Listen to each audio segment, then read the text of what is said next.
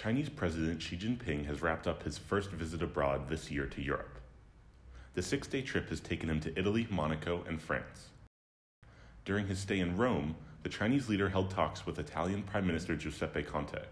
The two witnessed the signing of a memorandum of understanding to implement the Belt and Road Initiative. Xi's trip to Monaco was the first visit by a Chinese president to the country. The two sides vowed to strengthen ties. The Chinese leader also met with his French counterpart Emmanuel Macron in Paris. Both agreed to enhance cooperation while promoting multilateralism.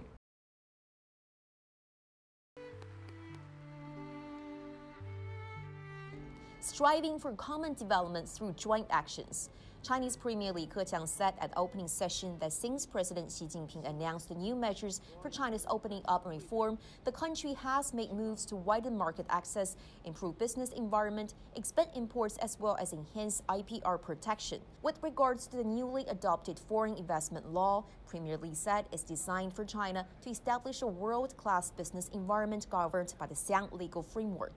He also said foreign investors' input on related additional regulations are welcome.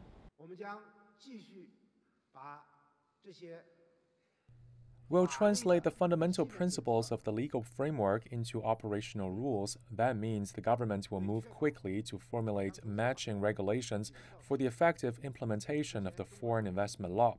Work on this front has been launched. The drafting of the regulations will be basically completed by the end of this year, so these regulations will come into force together with the law on January 1st next year. Premier Li also addressed that China's opening up will not stop. We'll further open up our service sector, especially the financial services. Full market access for foreign investors to banking, securities, and insurance is being expedited.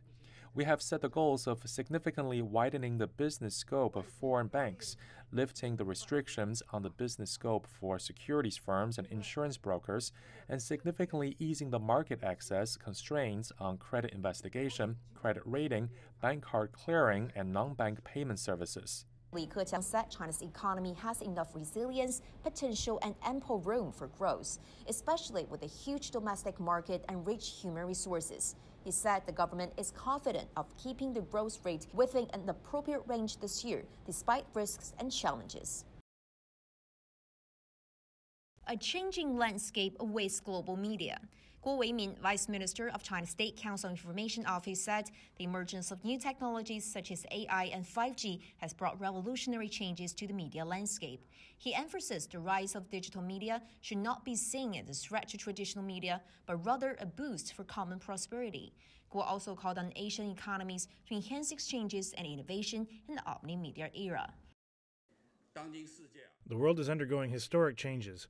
The pursuit of peace, development, and cooperation has become an inevitable trend. Under the new context of omni-media, Asian media should build more consensus, share experiences, and carry out tangible cooperation to create a better platform of public opinion for Asian development. Yan Xiaoming, Vice President of the China Media Group, said in just 1 year's time, cutting-edge technologies like AI, 5G, and 4K have turned from something that media reports on to something that media use now. He says in this new era, there's urgent need for Asian countries to increase their say on the global stage to match their economic competence. 7 years ago, China's president proposed the concept of a shared future for mankind. This is China's solution for realizing common development and the aspirations for people who pursue peace. Chinese media is willing to work together with Asian countries to promote respect and inclusiveness among Asian civilizations. Delegates from media outlets throughout Asia echoed the challenges and opportunities shared by the rise of digital media. Some say the global agenda and voices have been dominated mainly by the West, and now in face of the new omni era, it's high time for Asian countries to work together to better tell the stories about Asia. We have to conform to the new development of the times by carrying out new media businesses, optimizing our website, and opening our new apps to broaden the means of communication. Change has not only swept through the political landscape but also the media environment.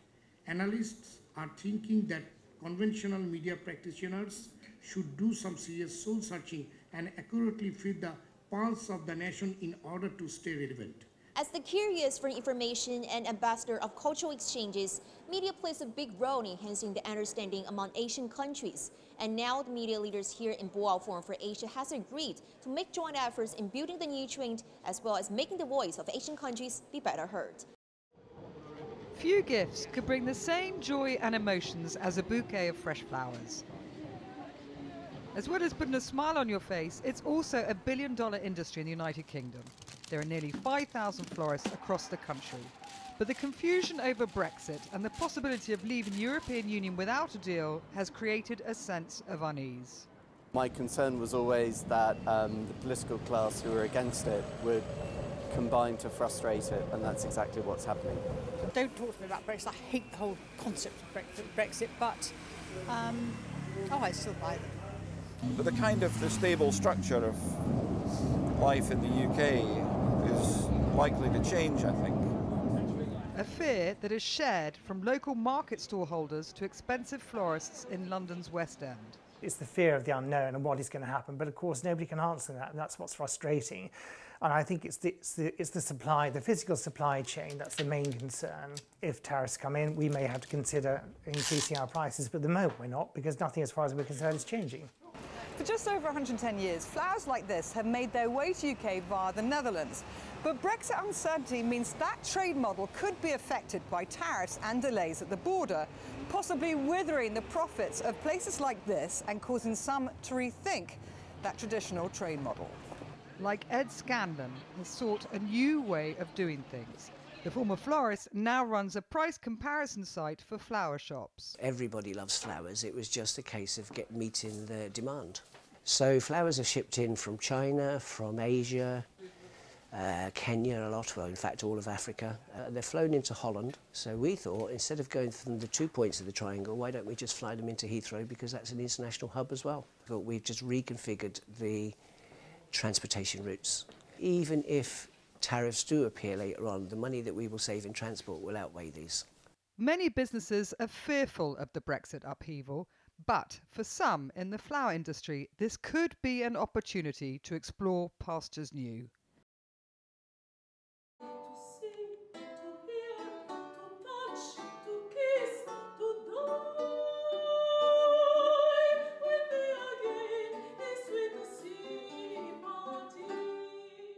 It's been 500 years since the death of Leonardo Da Vinci. An artist, an engineer, a mathematician, Da Vinci was above all a curious soul. He was born in 1452 near the town of Vinci. Though he spent most of his life in Italy, he died in France, which is now home to many of his paintings, including one of the world's most recognizable masterpieces, the Mona Lisa. There are events in cities across Italy to celebrate the artist's work, including an exhibition at the museum Leonardo da Vinci experienced in Rome. One of the specialties of this museum is that the paintings portrayed here are certified copies of Leonardo's masterpieces. They've been recreated with the same techniques that Da Vinci used and with the same materials that were available to him during the time that he made them.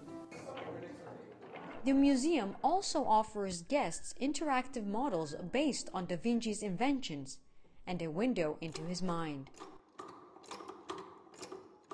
There's a glider that resembles wings, an aerial screw, a helicopter-like machine, a bicycle, and a multi-barrel cannon. He had dreams. He saw birds flying and he created flying machines.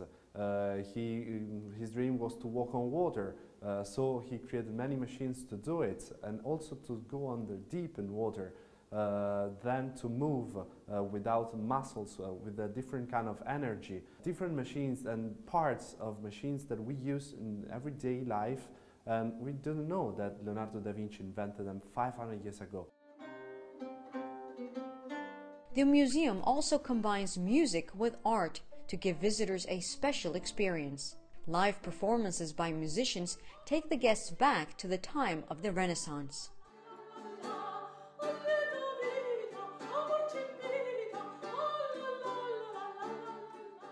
A painting is a thing that seems not alive, because you can see it and he it can't say anything. But with the music, that painting could be alive again, because we choose musical pieces that are connected with that painting.